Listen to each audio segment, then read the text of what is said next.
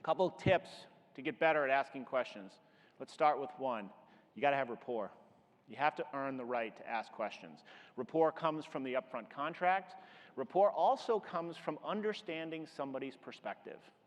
I often hear people say, oh, I saw you went to school at Georgetown. Wow, that's great. I love the Hoyas. Patrick Ewing, wow, he was awesome. There's no bonding and rapport there. Hey, Georgetown, that sounds awesome. I've never been there. What was your experience like there? What did you love about Georgetown? You're gaining perspective. You're getting their thought. How was your experience? What's your perception? Good questions to start to build that process, right? Always open up with curiosity. That's interesting. You guys talk to prospects all the time that probably look, smell, taste, feel exactly like the 45 other prospects you talk to. Fair? Well, everybody's different. Find out their interesting perspective. Even if you think you know what their problem is or what they need, let them tell you, right? Be curious. Third, slow down. 7 to 11 questions, right? Prepare them ahead of time. But not only the one question that you're hoping, what are my other reverses beyond that? How am I going to go a level deeper? How am I going to create third-party stories, menu questions? Prepare those with those clarifying reversals. And then gain permission. Don't assume you have the right to ask all of these questions. Don't assume you have the right.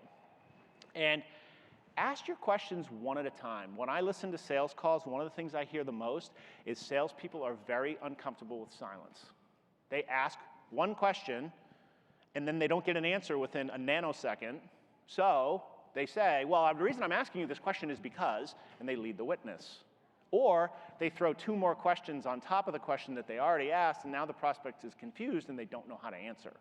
So get comfortable with silence. Ask a question, let them process it, let them give you an answer.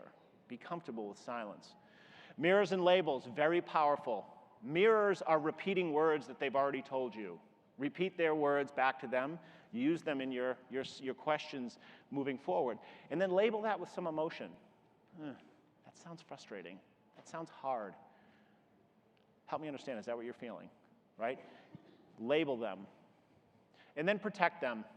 You're asking people to potentially do something different. Change is about sales. You're asking people to make a change. Their existing process, the competitor that they're currently using, whatever it may be, they have to make change. They might not be comfortable telling you why it's important to do it. You've got to protect them a little bit, right? Go for no. Stop chasing yes. Chase the no. Find the problem. Find the other side of that. It's easy to say, well, it sounds like it's over.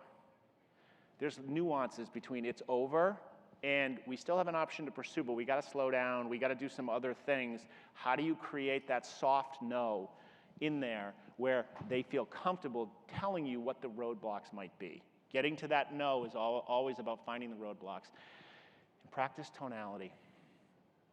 I want you to think about this for a second. When you are dealing with somebody who's in an emotional state and you are an aggressive, assertive, talking fast, pushing hard versus that nurturing parent tone, right? How can you slow that down?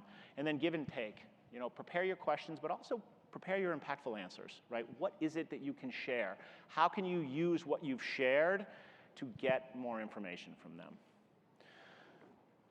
All right, all, I've overstayed my welcome with you by 3 minutes. I apologize for that.